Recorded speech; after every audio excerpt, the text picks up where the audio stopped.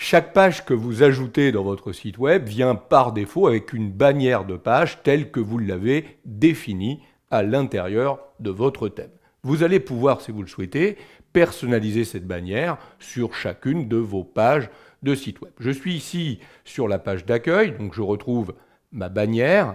Je vais pouvoir regarder simplement en amenant le curseur de la souris sur cette bannière. Vous voyez que je pourrais supprimer carrément l'entête, donc là je supprimerai complètement cette entête et donc cette bannière, ou je peux tout simplement modifier le type de titre, le type de bannière que je veux utiliser. Donc regardez ici, si je choisis type de titre, on me propose titre seulement, donc on voit bien qu'on n'a plus qu'une zone finalement de texte pour saisir le titre de la page. Si je reviens sur bannière, c'est ce que j'avais avant, donc on a un titre et également une image qu'on va pouvoir mettre en fond.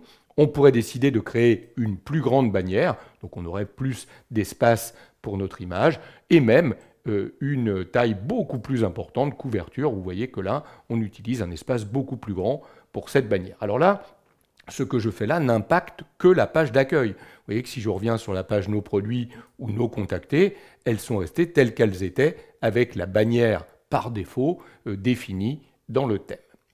Je vais revenir ici sur une bannière classique.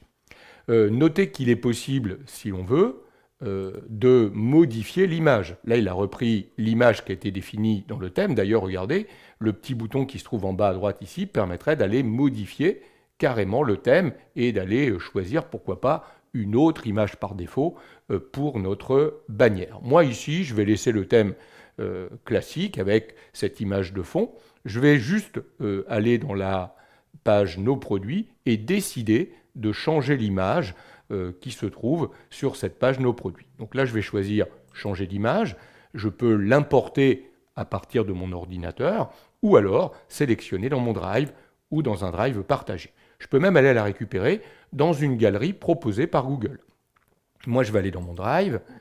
Je vais revenir dans mon Drive dans un dossier où j'ai rangé un certain nombre d'images concernant mon site ici. Donc je vais aller chercher une image. Alors attention, l'image n'est pas spécialement préparée ici pour le bandeau dans la taille définie. Donc regardez, si je prends cette image qui est beaucoup plus grande que le bandeau, il va la positionner au centre. Mais regardez bien, il a travaillé un petit peu cette notion-là. Vous voyez qu'il me permet d'activer un réglage de lisibilité. En fait, il a mis une transparence sur l'image pour que je puisse voir correctement le texte qui sera défini par-dessus l'image. On pourrait le désactiver et dans ces cas-là, on retrouverait véritablement l'image de façon très opaque. Et puis, on a la possibilité, en cliquant ici sur la petite encre, d'indiquer si l'image dépasse la taille de ma bannière, ce qui est mon cas ici,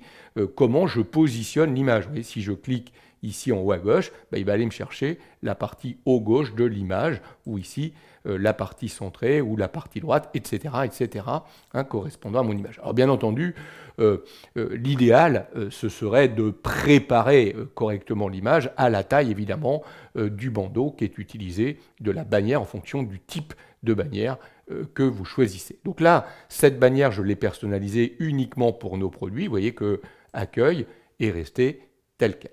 Alors, une fois qu'on a paramétré cette bannière, évidemment, on va pouvoir se placer dans la zone de titre. Et là, on va pouvoir remplacer le titre en saisissant ce qu'on veut.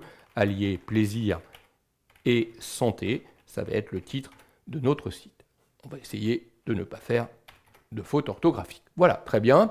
Notez que vous pouvez modifier la taille de cette zone, la déplacer comme bon vous semble, à l'intérieur de la bannière.